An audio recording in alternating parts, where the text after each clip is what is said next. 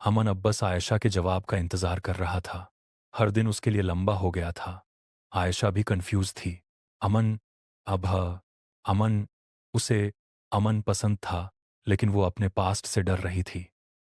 उसके पास्ट में एक ऐसा एक्सपीरियंस था जिससे उसका ट्रस्ट टूट गया था। वो नहीं चाहती थी आपने पास्ट है कि दोबारा हर्ट हो, इसलिए वो अमन से थोड़ी दूरी बनाने लगी। अमन को ये सब समझ नहीं आ रहा था। उसे लग रहा था कि शायद आयशा उसे मना कर देगी। हर दिन के साथ उसकी बेचैनी बढ़ रही थी, लेकिन कहानी अभी खत्म नहीं हुई थी। अभी सबसे बड़ा निर्णय बाकी था। कुछ दिन बाद आयशा ने अमन को मिलने के लिए बुलाया। अमन, मैंने सोच लिया है, उसने कहा। अमन का दिल तेज धड़कने लगा। मैं तुम्हें पसंद करती हूं, लेकिन मैं डर रही हूं, आयशा ने सच बताया। अमन ने उसका हाथ पकड़कर कहा, मैं तुम्हें कभी हर्ट नहीं करूंगा। आयशा ने उसकी आंखों में देखा और उसे यकीन हो गया। ओके, हम ट्राई करते हैं। आयशा, आयशा, आयशा, आयशा, आयशा, आयशा, आयशा, उसने हल्की सी मुस्कुराहट के साथ कहा। उस पल अमन की दुनिया बदल गई। उनकी लव स्टोरी आधिकारिक रूप से शुरू हो चुकी थी। अमन और आयशा की प्रेम कहानी अब आधिकारिक तौर पर शुरू हो चुकी थी। दोनों के लिए यह एक नया चरण था, जहां दोस्ती से बढ़कर भावनाओं का सफर शुरू हुआ। अमन अब आयशा की हर छोटी बात का ख्याल रखता था। मुझे याद रहता था कि आयशा को कौन सी चॉकलेट पसंद है, कौन सी जगह पर बैठना अच्छा लगता है और कब उसे थोड़ी सी शांति चाहिए होती है।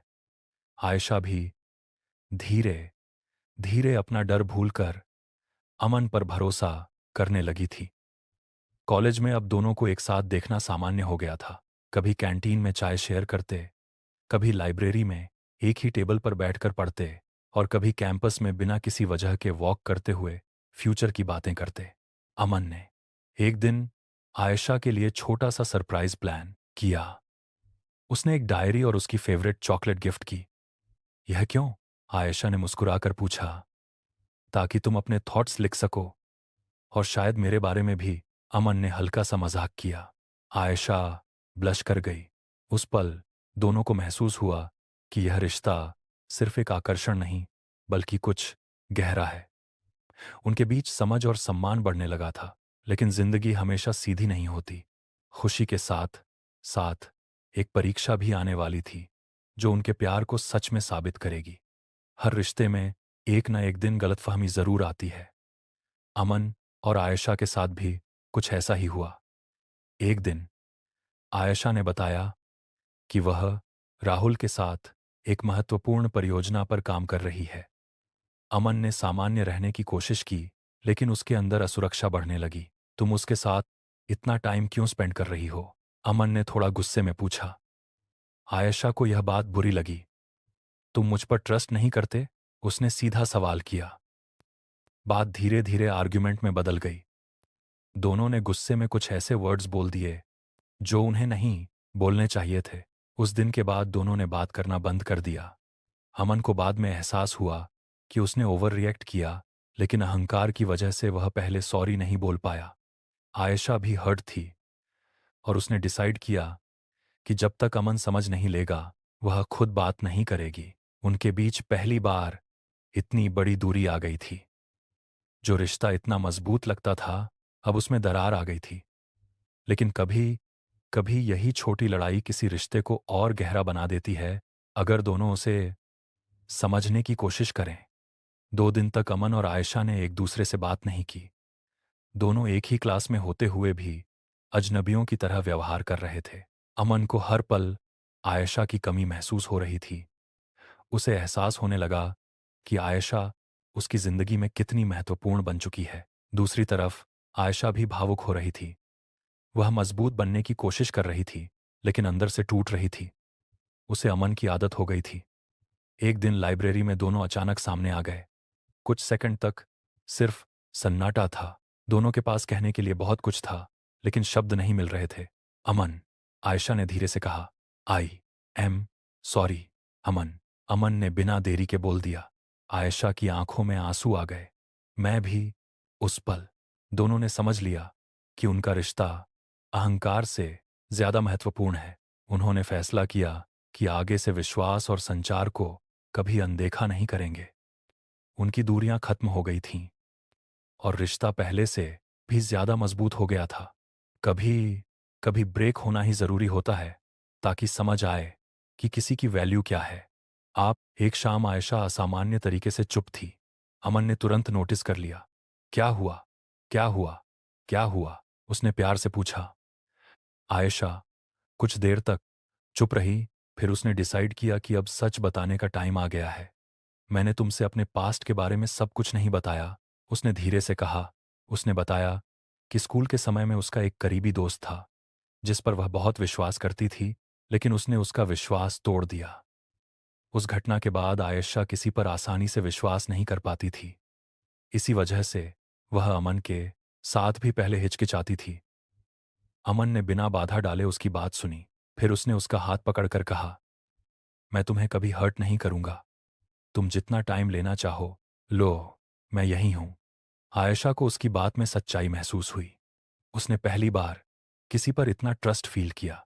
उस दिन आयशा ने अपना सबसे बड़ा डर अमन के सामने रख दिया और अमन ने उसे पूरी तरह से स्वीकार कर लिया।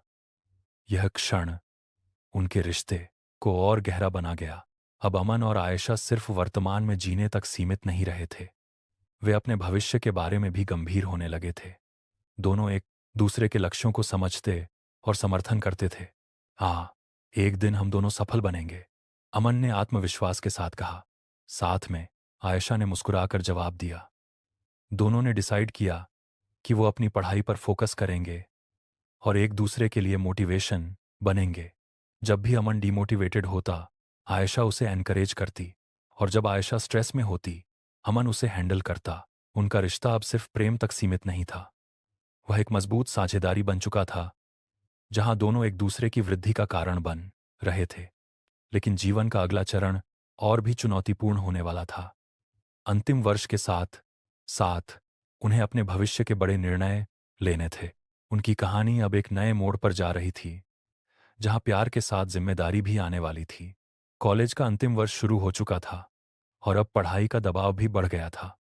अमन और आयशा दोनों अपनी परीक्षाओं और भविष्य की योजना में व्यस्त हो गए थे, लेकिन उनका संबंध अब भी उतना ही मजबूत था। हर दिन के बीच में वे एक दूसरे के लिए वक्त निकाल ही लेते थे। एक दिन आयशा ने अमन को बताया कि उसके घर वाले उसकी शादी के लिए प्रेशर डाल रहे हैं। यह सुनते ही अमन का चेहरा गंभीर हो गया। उसने कभी सोचा नहीं था कि इतनी जल्दी उनकी लाइफ में यह स्थिति आ जाएगी। तुमने उन्हें हमारे बारे में बताया? अमन ने थोड़ा तनाव के साथ पूछा।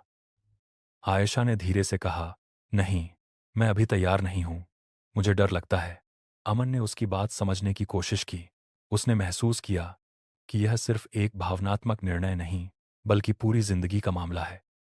उस दिन के बाद अमन ने फैसला किया कि वह सिर्फ भावनाओं पर निर्भर नहीं करेगा, वह अपने करियर पर फोकस करेगा, ताकि जब वक्त आए तो वह कॉन्फिडेंटली आयशा के पेरेंट्स के सामने खड़ा हो सके। लेकिन दोनों के दिल में एक डर रह गया था, क्या उनका प्यार इस प्रेशर को हैंडल कर पाएगा या नहीं। फाइनल परीक्षा के बाद आयशा अपने घर चली गई। अब अमन और आयशा के बीच सिर्फ कॉल और मैसेज का कनेक्शन रह गया था। पहले जहां वो रोज मिलते थे, अब उन्हें एक दूसरे की आवाज सुनने के लिए भी वक्त देखना पड़ता था। दूरी उनके लिए सबसे बड़ा टेस्ट बन गई थी। हर दिन अमन को लगता था जैसे कुछ मिसिंग है। कैंपस की हर जगह उसे आयशा की याद दिलाती थी। आयशा भी अपने घर में प्रेशर फील कर रही थी। उसके पेरेंट्स उसके लिए रिश्ता देख रहे थे और उसे बार बार शादी के लिए कन्विंस करने की कोशिश कर रहे थे। अमन असहाय महसूस कर रहा था। वह सिर्फ फोन पर ही उसे सपोर्ट कर सकता था, लेकिन उसने एक बात क्लियर कर ली थी, वह हार नहीं मानेगा।